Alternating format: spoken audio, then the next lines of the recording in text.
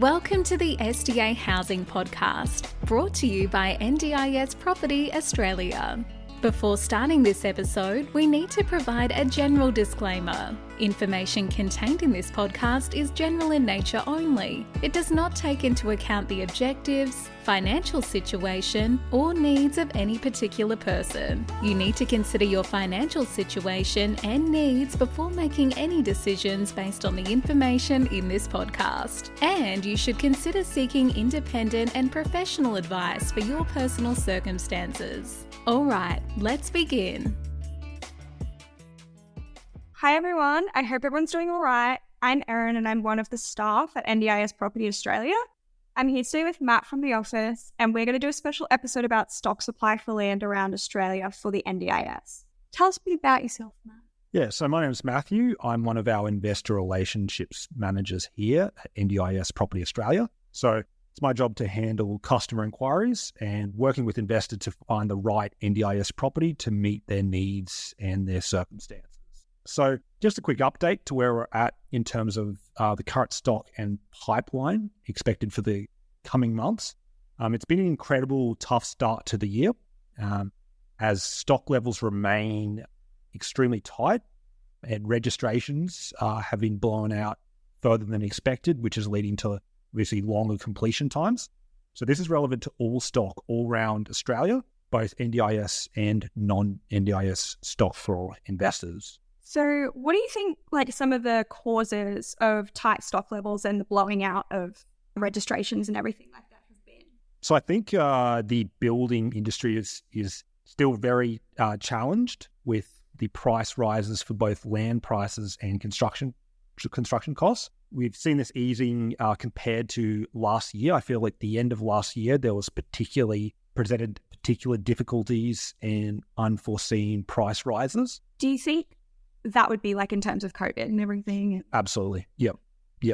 So developers, I feel like, are still in favor of selling to owner-occupiers. We believe this will continue to be as it is at the moment for the immediate future and in the coming, say, 3 to 6 months before we start to see kind of more investors returning and more allocations available in terms of land for investors. Yeah. So our view is that around May and June, we might see a decline in home buyers, particularly people, say, if you're investing in Queensland, who might be investing up north or buying a new house if they're relocating due to COVID. So in that, when that occurs, there'll be obviously more land and more choice available and larger allocations for investors. Where do you see the most, for lack of a better word, popular areas would be for investing?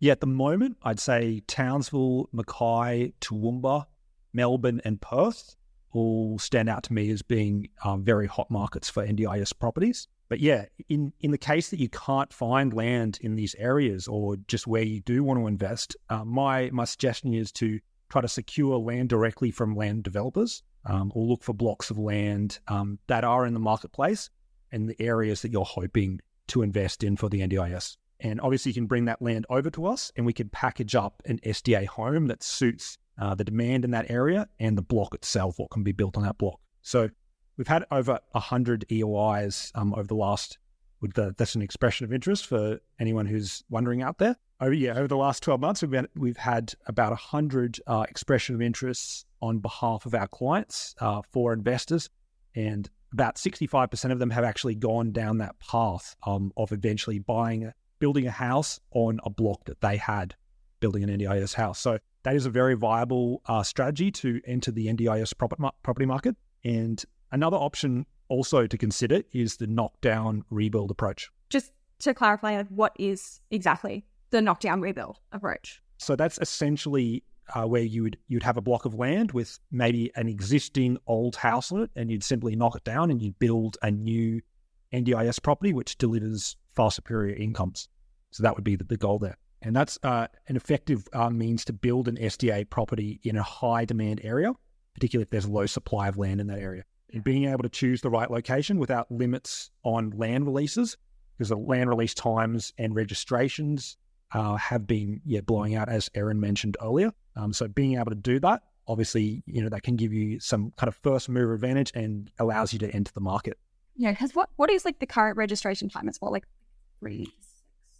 Yes, it would be about 3 to 6 months. Yeah. And then VA for another month. Yeah. And that's time kind of that's spent even outside of the build time can be long for a lot of investors. So how should investors go about, or like what would be their best route for like registering and securing land? So I would say that generally it would be best to register with the developer and to go on a waiting list for land lots and to purchase, because most of our builders will have land which becomes available. So obviously in new estates, that sort of thing, and you can obviously be ahead of the game and find out exactly when that land becomes available. So we do have some stock in some regional areas, like in Queensland and Victoria, which we would suggest that potential buyers have a look at, because there'll be a lot of regional opportunities coming up soon. And particularly in New South Wales and Victoria, in a month or so,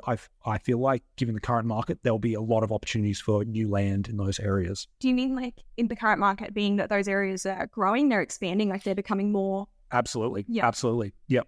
So the growth in those areas is enormous, and it's showing no signs of slowing at this point. So there's a lot of infrastructure development, there's employment, there's obviously lifestyle options are coming into those areas, and there's affordability, which are obviously key factors in those areas which are driving growth.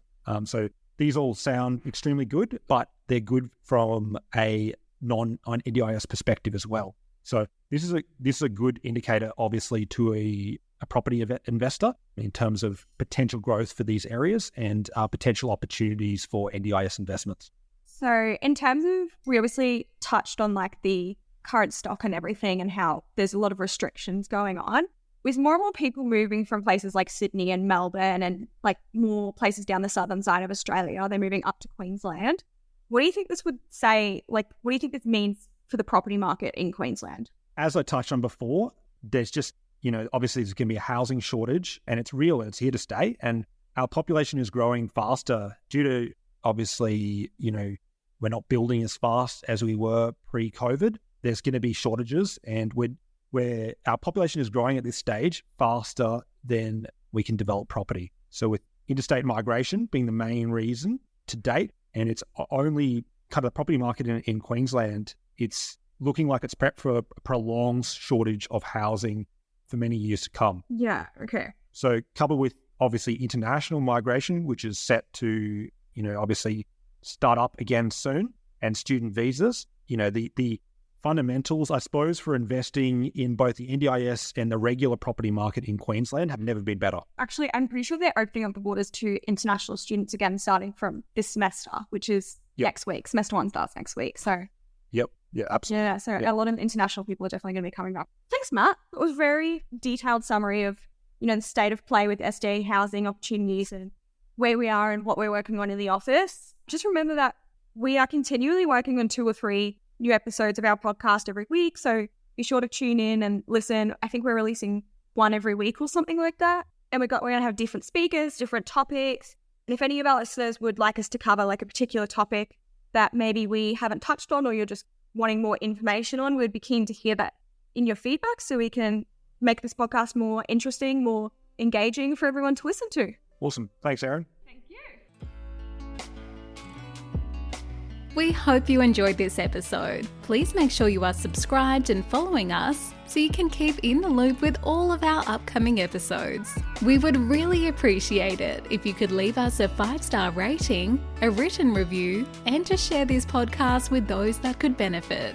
Until next time, catch you on the next episode.